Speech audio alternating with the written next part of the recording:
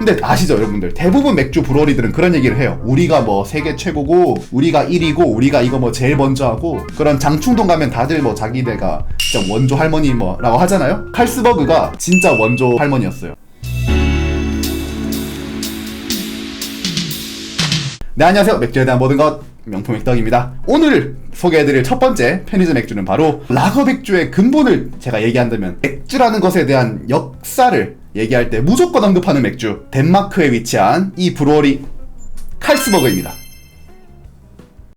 자, 그래서 오늘 소개해드릴 칼스버그라는 맥주는요, 덴마크에 위치한 브루어리고요, 코펜하겐 쪽에 본사가 있는데, 저도 옛날에 코펜하겐 여행 갔을 때 그 브루어리 투어를 간 적이 있어요. 사실 그때 되게 놀랐던 게, 뭐 칼스버그라는 맥주, 여러분들 맥주를 좀 좋아하시는 분들이라면 들어보신 적도 있으실 거지만, 뭐 존재감이 이제 일본의 아사히라던가 미국의 버드와이저, 네덜란드의 하이네켄처럼 막 그 정도의 유명한 맥주는 아니잖아요. 근데 너무 놀랐던 게, 보통 그런 브루어리 투어 가면 이 브루어리의 역사 같은 게 막 벽면에 설명이 돼 있단 말이에요. 근데 그게 엄청나게 방대하더라고요. 근데 아시죠 여러분들, 대부분 맥주 브루어리들은 그런 얘기를 해요. 우리가 뭐 세계 최고고 우리가 1위고 우리가 이거 뭐 제일 먼저 하고, 전 세계 브루어리가 몇천 개가 있는데 다들 지네가 최고래. 그렇다 보니까 그런 장충동 가면 다들 뭐 자기네가 진짜 원조 할머니 뭐 라고 하잖아요. 뭐 다들 그런가 보다 싶어서 뭐 그렇구나 하고 왔어요. 나중에 제가 이제 좀 더 맥주 공부를 진지하게 하다 보니까 칼스버그라는 이름이 계속 언급이 되는 거예요. 그때 깨달았죠. 아, 칼스버그가 진짜 원조 할머니였어요. 다른 데가 아니고 칼스버그가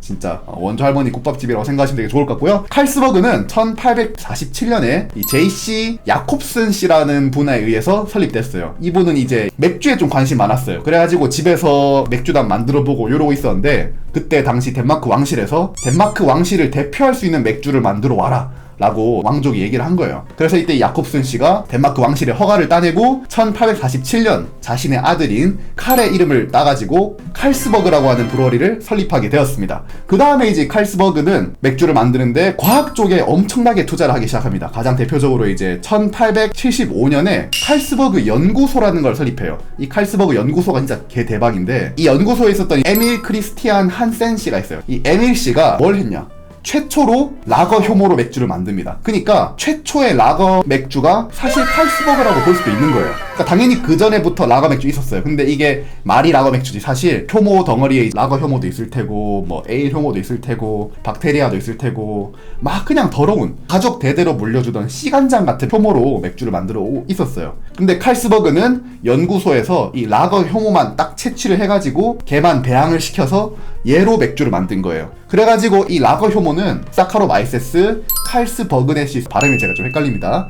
그래가지고 이 라거 효모에 칼스버그의 이름이 붙었다는 거죠. 참 대단하지만 약간 아쉬운 점은 나중에 알려진 건데, 이 칼스버그가 발견한 효모가 그 파스테르가 발견한 효모랑 똑같은 거예요. 그래서 이름이 바뀌어가지고 현재는 사카로마이세스 파스토리아누스라고 부르지만, 여전히 칼스버그가 가장 먼저 맥주에 이용한 것은 변함이 없는 사실입니다. 두 번째로는 이제 SPL 쇠렌슨 씨가 있어요. 쇠렌슨 씨가 맥주 만드는 거에 과학을 계속 공부하다가 알아낸 게 바로 pH라는 개념이에요. 그러니까 저희가 그 산성이랑 알칼리성 막 공부할 때 나오는 그 pH라는 개념 있잖아요. 그게 바로 이 칼스버그 브루어리에서 개발된 개념이에요. 그러니까 한마디로 얘기하자면 이 칼스버그의 야콥슨 씨는 내가 전 세계 최고의 맥주를 만들 테야 라는 그런 포부가 있었고, 과학 쪽에 투자를 엄청나게 했어요. 그렇다 보니까 이런 맥주 쪽에 있어서 빠질 수 없는 개념들을 발견해내고 맥주에 적용한 정말 대단한 브루어리다 라고 말씀을 드리고 싶어요. 그 이유도 계속 이어지지만 이 정도의 근본 있는 브루어리다 정도만 알아놓으시면 좋고요. 여기 라벨 쪽 보시면 왕관 같은 게 있죠. 제일 위에 왕관 같은 게 있는데,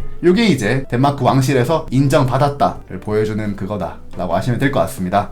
이 칼스버그의 가장 대표적인 맥주인 칼스버그 데니쉬 필스너는 5.0도짜리 덴마크산 필스너이고요. 필스너라는 말은 즉슨 저희가 한국 맥주나 여러 미국 맥주에서 많이 보는 그런 쌀이나 전분, 돈을 아끼려고 넣는 재료들이 없어요. 그렇기 때문에 가벼운 라거를 드셨던 분들한테는 맥주가 좀 묵직하게 느껴질 수 있다. 하지만 그럼에도 불구하고 맥주 자체가 막 씁쓸하고 강인하긴 않기 때문에 하이네켄보단 좀 더 편하게 마실 수 있는 맥주라고 생각해요. 그래서 어느 정도 그 사이에 선에 있는 맥주다 라고 생각하시고 드시면 좋을 것 같습니다.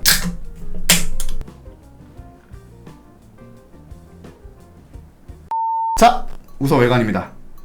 여기죠. 외관 보시면 굉장히 투명하고 밝은 황금빛을 띠고 있는 것을 알 수 있습니다. 흰 거품도 적당히 쌓여가지고 굉장히 예쁘죠? 예쁘고 아름다운 외관이죠. 이 싱그러운 홉 내음, 그러니까 소위 말하는 약간의 허브 향과 풀 내음과 아주 약간의 보리 향도 느껴지네요. 전반적으로 하이네켄이랑 비슷한 느낌의 토닝 같아요. 한국 맥주에 비하면 확실히 홉의 강도가 좀 더 셉니다.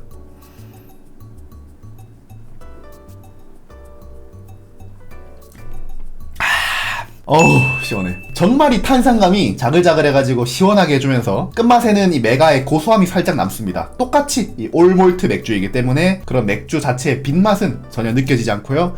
약간 조금 쓴맛이 떨어지는 편이에요. 라벨에 이만큼 필스너라는 단어를 크게 쓴 애들 치고는 좀 쓴맛이 약한 편이라 보리메가의 고소한 맛이 좀 더 살아나는 것 같아요.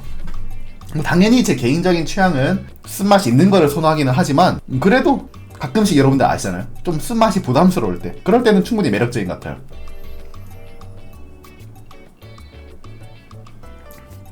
아, 좋네요. 좋아. 아주 시원하고 구수한 느낌이 잘 살아있는 라거인 것 같아요.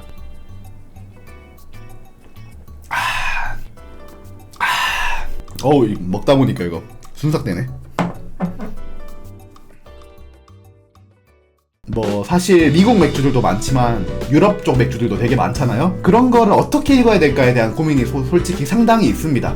저는 좀 고민을 많이 했거든요. 맨 처음에는 한국 수입 명대로 읽자라고 생각을 했는데 수입명이 너무 이상한 경우가 많은 거예요. 특히 이제 점점 작은 브루어리들, 점점 막 좀 한국이랑 거리가 있는 언어를 쓰는 나라의 맥주들이 들어오면서 그 정식 수입명이 너무 실제 발음이랑 거리가 멀어지더라고요. 그래가지고 그러면 한번 내가 실제 불리는 대로 발음을 해보자 라고 하니까 또 너무 어렵더라고요. 이거는 저희가 일상적으로 얘기하는 수많은 단어들이 실제 발음이랑은 많이 다르더라고요. 사실 요 칼스버그도 실제 덴마크어로는 버그 발음이 안 나더라고요. 칼스부르 약간 요런 느낌? 그걸 또 하나하나 따지면 또 끝이 없잖아요. 제 성격상 뭐든 똑같아야 돼. 좀 일관성? 전 좀 일관성을 되게 중요시하게 여기는 사람이기 때문에 그래서 결국 포기하고 내가 읽고 싶은 대로 읽자로 지금 정착을 했습니다.